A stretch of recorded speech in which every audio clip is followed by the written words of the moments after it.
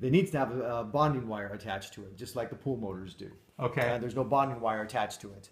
And that bonding wire, of course, because it's got a metal housing, that bonding wire bonds the outer housing of the unit to the earth in the event of some type of electrical strike or lightning strike. Right. That energy has someplace safe to go. And this, as it sits, doesn't. So that's something that probably needed to be added in at some point. And I'm sure when they put this in, that probably was even an afterthought. They didn't even think about that it needed it. But because of what it is, it suffices to the same requirements as a pool motor does. Okay. Over here at the small window coming off of the bathroom, their inner I saw seal that. in between the Yeah, panes is I saw starting to that. distort a little bit, probably from the morning sun. You get a lot of sun as it passes around. Right. And that's not too uncommon with the smaller windows. The bigger windows seem to be fine, but it's always the smaller windows that we see that happening. Okay. At the pool equipment, a couple of items. The heater fired up fine. It was operational. It was heating, but there was no readouts on the control panel, so I can't tell other than what the keypad is telling you for the main controls. There's no controls here telling you what is and what isn't operational.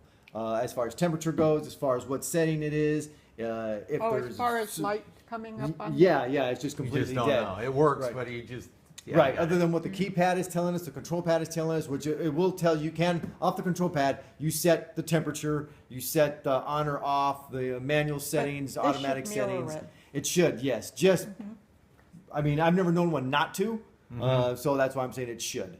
I had the same setup on my pool when I had a pool, and both of them operated simultaneously. So I was able to tell from one to the other that, yeah, they were both operational. Right.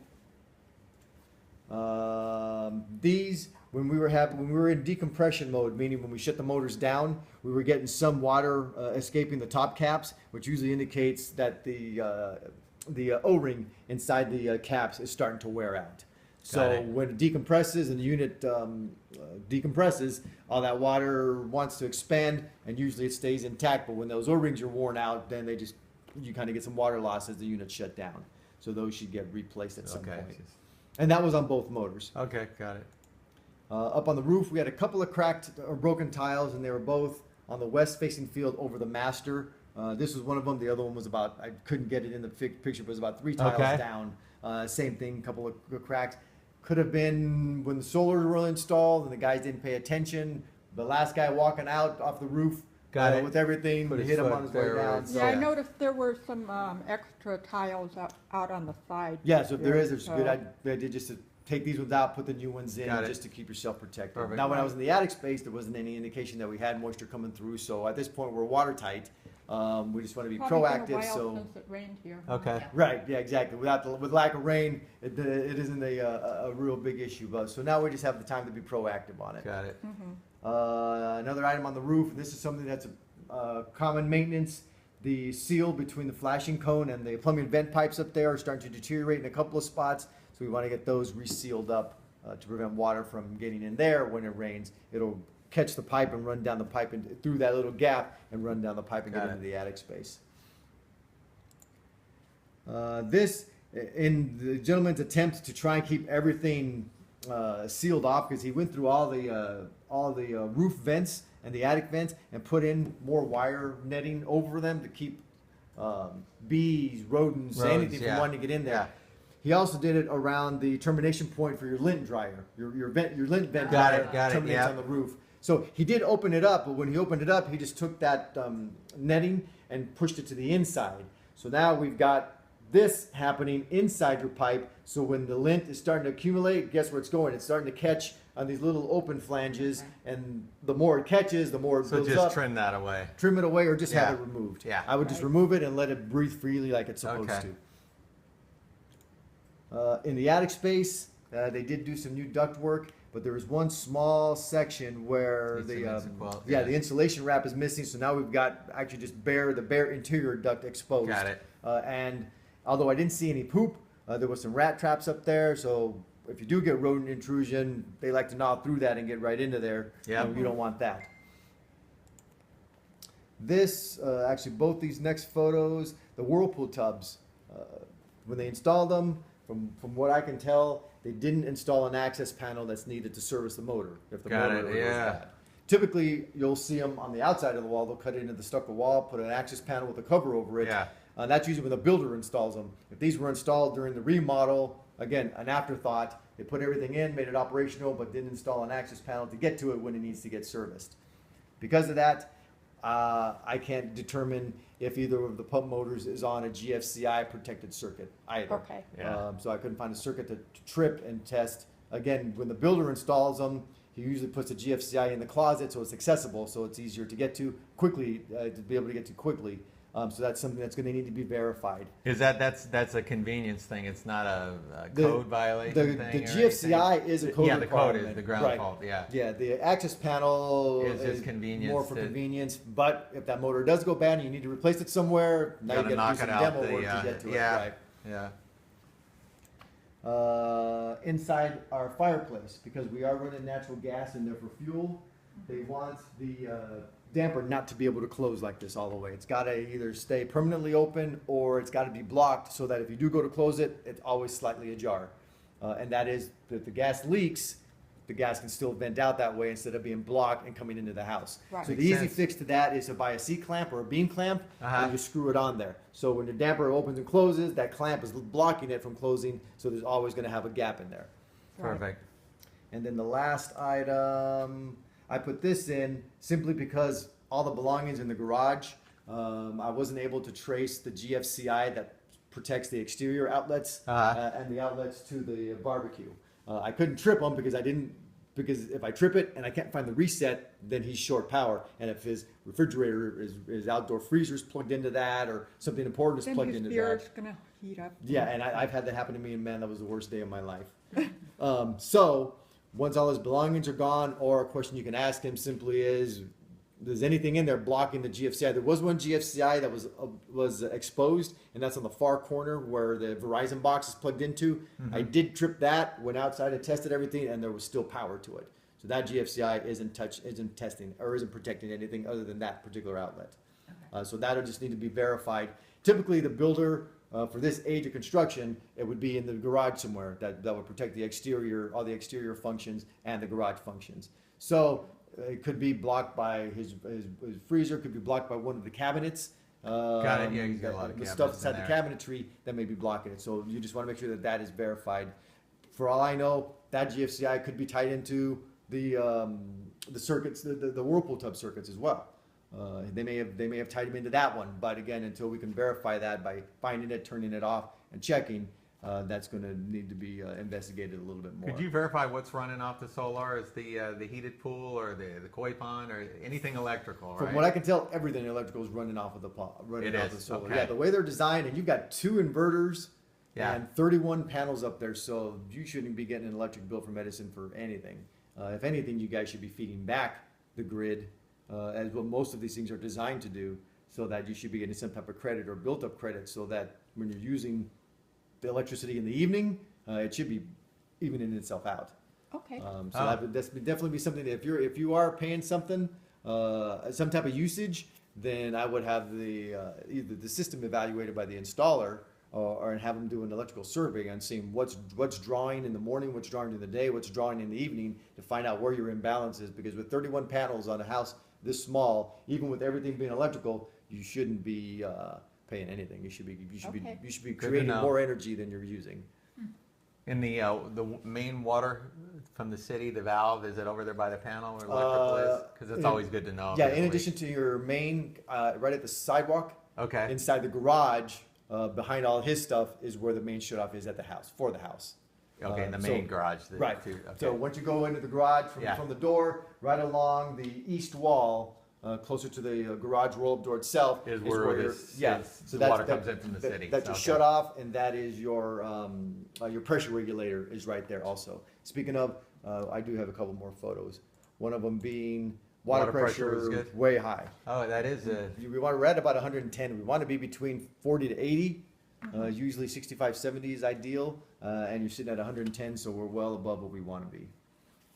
Would that possibly put more pressure on the pipes Oh, without Yeah. question. it'll to put more cause pressure a on the leak? pipes. I mean, I'm worried about pin Yeah, leaks. no, I definitely, I've listening to your discussions. Yeah. That's something to always be worried about. Unfortunately, I don't see anything going on now, again, let's be proactive, get the water pressure down to a nominal level so we can avoid that from happening.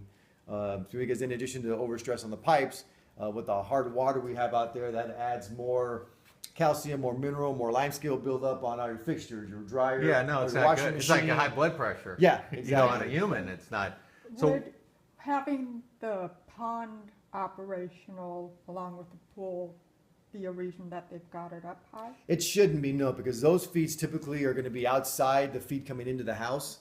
There's usually, once it comes into the house, it splits off where the house feed is, and that has the pressure regulator, and then any type of landscaping, irrigation, or exterior use would be fed off of the main prior to the Coming into pressure the house. gauge coming in. So what would right. normally correct that to get the Normally pressure down? on the pressure gauge, on the pressure regulator, It there's has a a bolt. valve. Right, there's a bolt that actually you just screw back and forth, and you pull it out, or you loosen it or tighten the bolt, which raises or lowers the pressure.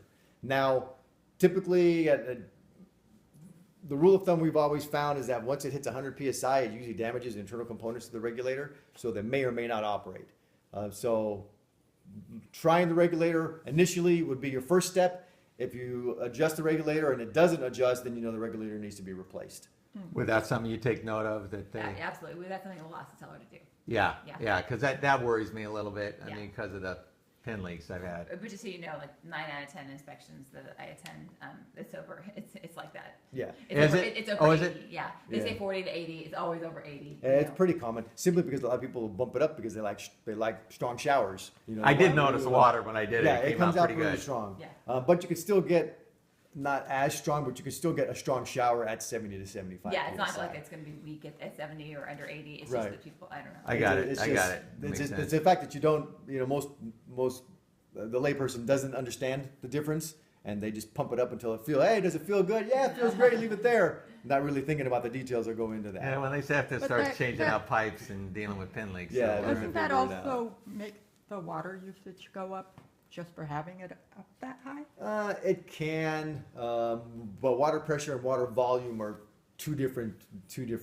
gauges. Okay. You can have high water pressure and low volume, and we usually tell that by when we do our testing. I'll turn on both sinks. Tub goes on, shower goes on, toilet gets flushed. Water pressure is good all the way, but the more things you turn on, if your water volume starts to lower, where all of a sudden you're not seeing as much Right. come out, that's volume. That's different than pressure. We could have Okay. 110 psi, but if I run 3 things at once and all of a sudden you're just getting a trickle, that means your volume's not coming through. So 2 different items. Okay. And then the one I overskipped at the water heater, the tankless water heater. When they Yeah. installed it, they didn't install the temperature pressure overflow pipe off of the valve in there.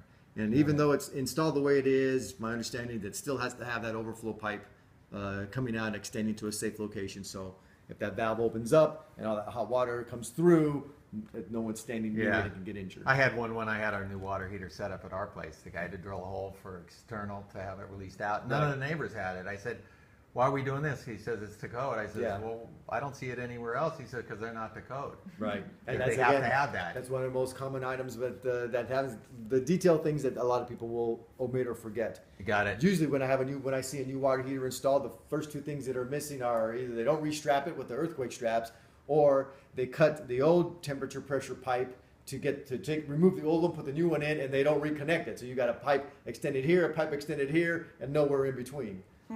Are you a fan of the tankless, or are you Yeah. familiar with it? You Oh, are. yeah. If I had the ability to put it in my house, I would, without Okay. question. All right, good to know. And I believe that, back to square one, so that was the last of it. So overall, I mean, based on your findings, it's little things. It's not Little things, major. yeah, and there's nothing there that can't be corrected or Yeah. just needs to be identified. Yeah. Honestly, even the issue with the Whirlpool tubs not being able to access it, I wouldn't even lose any sleep over it. You just deal with it when you deal with it. Half the time, people don't run those things more than once or twice a year anyways. Although the one in the master, that thing is pretty nifty. I'd sit in that thing every day if I could. But Good. yeah, I mean, there's nothing here that wouldn't prevent you from moving in today Yeah, if you had to. got it. Yeah, You know, and well, you just- and you it just looked tackle kind of the little turnkey, things. which we liked about it. Definitely. And all the other stuff that they've added to it, I mean, it's just amazing. So, yeah, no, we were kind of Everything's little state of kind the of art, blown away. everything's digital, and Yeah, we were you know, kind of blown away with it. So, All right, do you have any questions, Mickey?